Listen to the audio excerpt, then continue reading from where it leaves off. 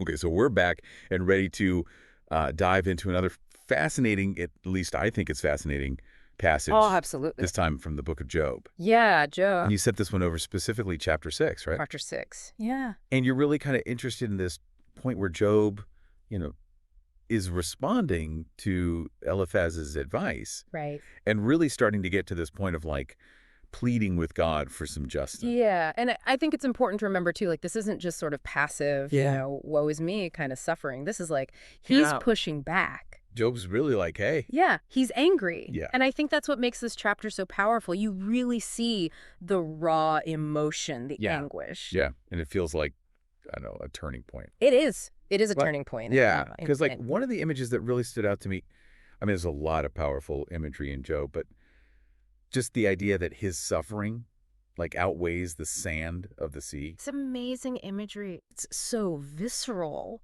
And, on one level, it's like, okay, it's about this massive amount of pain. But then I was like, is there something more to that? Like, is he also kind of saying, hey, this is disproportionate, That's a really good point. And it would have been an incredibly bold statement to make Right. at the time that this was written, to demand a fair trial. Yeah. And he uses that image of the scales Right. to be weighed. Yeah, yeah.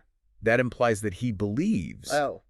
that God can be held accountable to some sort of standard of justice. Yeah, that's a huge statement It's huge. for a man of faith, especially at that time. Exactly. It's not just the scales, right? Right. There's that whole part about the arrows of the Almighty, piercing him. And, Right. and I think anybody who's even remotely familiar with Job, like that's one of the first images they think about. But I feel like what's powerful about it in this chapter is it goes beyond, just God punishing him for something. It's like this random cruelty almost, Yeah. And that randomness is what really seems to be fueling his anger and his despair in this chapter. It's not just, okay, I accept this as a test of my faith. Right. He's like, no.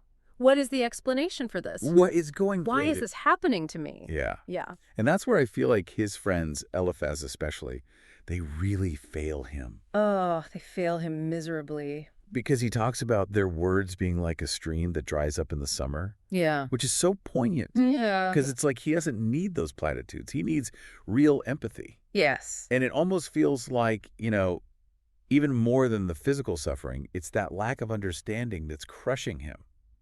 It's so true. And it really highlights this fundamental human need for connection and validation. Yeah.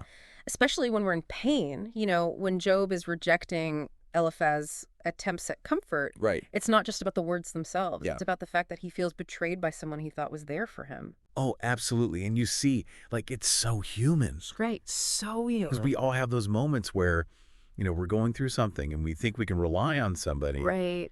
And then they just don't show up the way that we need them to. Absolutely. And it's crushing. Yeah, and you see that so clearly in this chapter. There's this part, too, where he says, like, he wishes God would just crush him, like just end his life. Yeah.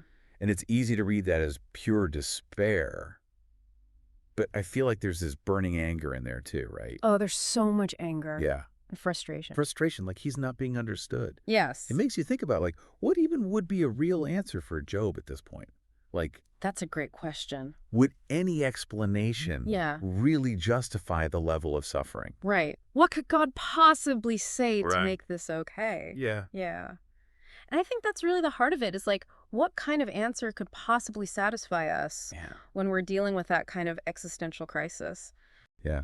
And speaking of existential crises, you mentioned that there's this modern reimagining of Job. Oh, yes. And the source material. Yeah. This video about God on trial in a concentration camp. Right. I mean, that's a pretty heavy concept. It is. It's very heavy. Yeah. But it is such a powerful lens. Oh, wow. Through which to view Job's struggle. You think about it, like putting those demands for justice that we see in Job and then putting them in the context of the Holocaust. It's like, can faith even survive something like that? I mean, is there any possible way to reconcile belief in a higher power with that level of suffering? It's like taking those questions that Job was wrestling with thousands of years ago. Yes. And just like throwing them into the modern world. Exactly. And forcing us to confront them, not as some kind of, abstract theological debate, but as something that is deeply personal and even political. So it's really making us think. isn't it?